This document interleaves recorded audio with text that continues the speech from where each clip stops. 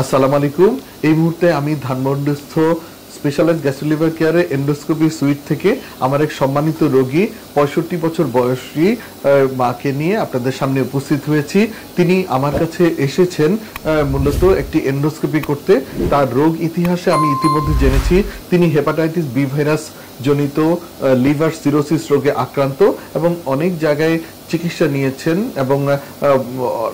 এবং তারা খুবই আতঙ্কিত এবং আশঙ্কিত যে তার লিভার সিরোসিসটি চূড়ান্ত পর্যায়ে চলে গিয়েছে এবং তিনি হয়তো আর বেশি দিন বাঁচবেন না, এই ধরনের একটি কথা নিয়ে আমার কাছে এসেছেন। এবং তারা বলছেন যে তিনি গত কয়েকদিনে কয়েকবার তিনি অজ্ঞান হয়ে গিয়েছিলেন এবং মিনি স্ট্রোক হিসেবে তারা চিকিৎসা করতে গিয়েছিলেন। আমরা এই মুহূর্তে রোগীর স্বজন যিনি আছেন তার কাছ থেকে আসলে জানবো আসলে এই রোগীর কি হয়েছিল এবং কোন পরিপ্রেক্ষিতে আমার কাছে এলেন। আপা একটু বলবেন যে আপনার মা কি সমস্যা হয়েছিল আপনার মায়ের এবং কোন পরিপ্রেক্ষিতে আপনারা আমার কাছে আসলেন? জি, উনি আগেই ডায়াবেটিক্সের রোগী, আগে অনেক বছর ধরে ওনার ডায়াবেটিক্স, এর মধ্যে বারডেমের চিকিৎসাধীন ছিল। হঠাৎ করে একদিন রাত্রে হাত থেকে গ্লাস পড়ে যায় পানি। পরের দিন রাত্রে ৩টার দিকে ওনার সেন্স ছিল না, টয়লেটে যাওয়ার খুঁজে পাচ্ছিল না। সকালবেলা পরে আমরা বারডেমে নিয়ে যাই, পরে ওইখানে যা বারডেমের ডাক্তাররা এমআরআই করে, সিটি এক্সেন করে, এগুলো করার পরে বলে যে ছোটোখাটো একটা মিনি স্ট্রোক করে। তারপরেও মনে করেন আমরা মিনি স্ট্রোক মনে করে গেছি, বাসায় সেন্স ছিল না। পরে যে আমাদের রোগী ভালো হচ্ছে না সেজন্য আমরা আবার শ্যামলী নিউরোসায়েন্সে নিয়ে গেলাম। ওইখানে ওনারা এমআরআই সিটি এক্সেন এগুলো দেখে বলে যে না, ওনার তো নিউরো প্রবলেম নেই, ওনার গ্যাস্ট্রোলিভারের প্রবলেম। তো আমরা গ্যাস্ট্রোলিভার মহাখালীতে নিয়ে গেলাম, এখানে টেস্ট দিল। তারপরে আমরা তো বুঝেনি তো সরকারিতে যেরকম হয়, সেজন্য আমরা প্রাইভেটে দেখাইছি, ইবনে সিনায় দেখাইছি। ওইখানে লিভারের টেস্ট করাইলাম, ওইখানে ধরা পড়লো 5x স্ক্রিনে ধরা পড়লো হলো লিভারের সিরোসিস। লিভার সিরোসিস ওইখান থেকে একজন ডাক্তার বলছে যে ওনার একেবারে লিভার মানে প্রবলেম হয়ে গেছে, একবারে ট্রান্সফার করা লাগবে। এই সেই শুনে পর আমরা ঢাকা মেডিকেল পিজিতেও টেস্ট করাইছি, ঢাকা মেডিকেলও টেস্ট করাই পরে যে আপনার কাছে আসলাম। এই স্যার, আমরা মনে করছিলাম উনি অজ্ঞান হয়ে গিয়ে কাউকেই চিনতো না। আচ্ছা, এরকম কতবার উনি অজ্ঞান হলেন? এই ৩-৪ বারের মতন স্মৃতি চলে গেছে, অজ্ঞান হয়ে গেছে। মানে অজ্ঞান মানে স্মৃতি চলে যেত। হ্যাঁ, চলে গেলে কতক্ষণ পর্যন্ত এরকম অজ্ঞান থাকেন?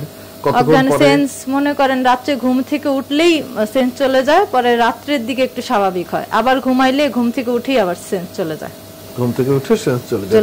কতদিন ধরে এই অবস্থাটা চলতেছে? আজকে 1 মাস যাবতই চলতেছে। 1 মাস ধরে চলতেছে। আর ওনার ডায়াবেটিক্সটা যখন হাই হয়ে যায় তখন সে একেবারেই মানে আউট অফ কন্ট্রোলে চলে যায়। আচ্ছা, আর ওনার ডায়াবেটিস কত বছর ধরে? ডায়াবেটিস অনেক বছর ধরেই। কত বছর হবে আনুমানিক? 15 বছর ধরে। আচ্ছা, আর তাহলে ডায়াবেটিসের চিকিৎসাটা আপনারা কি করতেন ঠিক মতো? বারডেমে, হ্যাঁ বারডেমে। ডায়াবেটিস কি নিয়ন্ত্রণে থাকতো? না, নিয়ন্ত্রণের বাইরেই থাকতো। ওকে, তাহলে কি হলো? আগে নিয়ন্ত্রণ ছিল, মানে ইদানিং যাবত নিয়ন্ত্রণ হারিয়ে যে এখন যে সিরোসিস ধরা পড়লো, ডায়াবেটিস নিয়ে এখন আবার কালকে থেকে নিয়ন্ত্রণ আসছে, 9-10 এরকম আসছে। জি, তাহলে আমরা যেটা জানলাম সেটা হলো এই বয়োবৃদ্ধ মায়ের যেই সমস্যাটি হলো সেটি হচ্ছে তিনি দীর্ঘমেয়াদী অনিয়ন্ত্রিত ডায়াবেটিসে আক্রান্ত ছিলেন এবং এজন্য তিনি যথারীতি বারডেমের যে সেন্টারগুলো রয়েছে সেখানে তিনি চিকিৎসা নিতেন।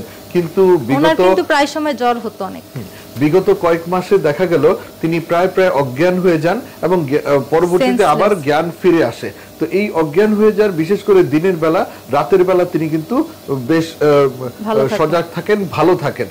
তো এখানে যে আমরা যে বিষয়টির জন্য আজকে আপনাদের সামনে এসেছি সেটি হলো এই যে অজ্ঞান হয়ে যান এবং রোগীরা যেটা বলছেন যে মিনি স্ট্রোক করেছে এবং এর জন্য তারা নিউরোসায়েন্স হাসপাতালে নিয়ে গিয়েছিল যে তার ব্রেনে কোনো সমস্যা হয়েছিল কিনা, কিন্তু নিউরোসায়েন্স হাসপাতাল থেকে বলা হয়েছে তার ব্রেনে কোনো সমস্যা নেই, তিনি আসলে গ্যাস্ট্রোলিভারের সমস্যা নিয়ে তিনি আক্রান্ত। তো এখানে যেই ব্যাপারটি ঘটেছে সেটি হলো তার অনিয়ন্ত্রিত ডায়াবেটিস ছিল এবং তার হেপাটাইটিস বি ভাইরাসের সংক্রমণ ছিল বহু আগে থেকে এবং সেখান থেকে ধীরে ধীরে তার লিভারটি নষ্ট হয়ে লিভার সিরোসিস হয়েছিল এবং লিভার সিরোসিসের জটিলতা জনিত এখন যেটি হচ্ছে তার হেপাটিক এনকেফালোপ্যাথি হচ্ছে। এই হেপাটিক এনকেফালোপ্যাথি হলো যখন লিভার সিরোসিসের চূড়ান্ত পর্যায়ে চলে যায় তখন লিভারটি আর আমাদের শরীরে যে খাবারের যে বিপাক ক্রিয়া রয়েছে বা সেই স্বাভাবিক বিপাক ক্রিয়া করতে ব্যর্থ হয় এবং এর ফলে আমাদের পরিপাকতন্ত্রে প্রচুর নাইট্রোজেনাস সাবস্টেন্স তৈরি হয়। এই নাইট্রোজেনাস পদার্থগুলো পরবর্তীতে আমাদের রক্তের মাধ্যমে আমাদের ব্রেইনে, মস্তিষ্কে ব্লাড ব্রেইন ব্যারিয়ার ক্রস করে মস্তিষ্কে পৌঁছে যায় এবং পৌঁছে যেয়ে মস্তিষ্কে বিকৃতি ঘটায়, যার ফলশ্রুতিতে রোগী স্থান কাল পাত্র জ্ঞান শূন্য হয়ে যায় এবং তিনি চিনতে পারেন না, কখন সময় সেটি বুঝতে পারেন না, কোথায় রয়েছেন সেটি জানতে পারেন না এবং আবল তাবল বকতে থাকেন। প্রাথমিক পর্যায়ে দেখা যায় তারা দিনের বেলা ঘুম ঘুম ভাব, রাতের বেলা তারা বেশ সচেতন থাকেন।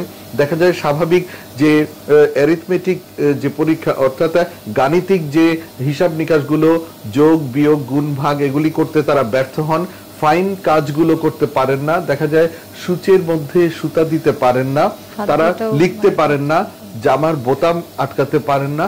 এই ধরনের সমস্যাগুলো প্রাথমিক পর্যায়ে দেখা দেয়।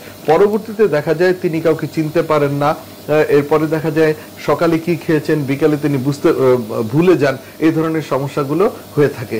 এর পরবর্তী পর্যায়ে দেখা যায় রোগী রাগান্বিত হয়ে যান, অল্পতে ক্ষেপে যান, কখনো কখনো দেখা যায় তিনি তেড়ে আসেন, কাউকে মারতে আসেন, কামড় দিয়ে দেন বা অসংলগ্ন এবং অস্বাভাবিক আচরণ করেন।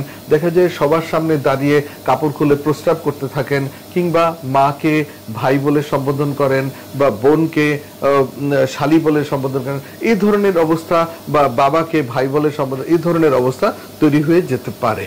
তো এই অবস্থাটাকে এবং পরবর্তীতে যেটি হয় রোগী সম্পূর্ণরূপে জ্ঞান হারিয়ে ফেলেন এবং ৩-৪ দিন পর্যন্ত তার জ্ঞান থাকে না, পরবর্তীতে পুনরায় আবার জ্ঞান ফিরে আসে এবং স্বাভাবিক হয়ে যায়।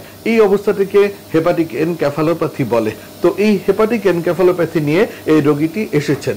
তো আমার যে বক্তব্য সেটি হলো যে এই যে মাঝে মাঝে অজ্ঞান হয়ে যাওয়া, এই অজ্ঞান হয়ে যাওয়া শুধুমাত্র স্ট্রোকের জন্য নয়, স্ট্রোক হলেই যে অজ্ঞান হবে তা কিন্তু নয়, লিভার সিরোসিসের ক্ষেত্রেও কিন্তু রোগী অজ্ঞান হয়ে যেতে পারেন এবং রোগীর জ্ঞান লোপ পেতে পারেন, যেটিকে আমরা আজ এই রোগীর ক্ষেত্রে আমরা দেখলাম এবং তার আরো কিছু পরীক্ষা নিরীক্ষা করে জানলাম তিনি আসলে লিভার সিরোসিসে আক্রান্ত। তাহলে আজ আমরা জানলাম শুধুমাত্র স্ট্রোক হলেই যে রোগী অজ্ঞান হবেন, ব্রেইন স্ট্রোক হলেই যে রোগী অজ্ঞান হবেন তা কিন্তু নয়, লিভার সিরোসিসের রোগীরাও অজ্ঞান হয়ে যেতে পারেন। আজ এ পর্যন্তই, সবার দোয়া চেয়ে বিদায় নিচ্ছি। আল্লাহ হাফেজ।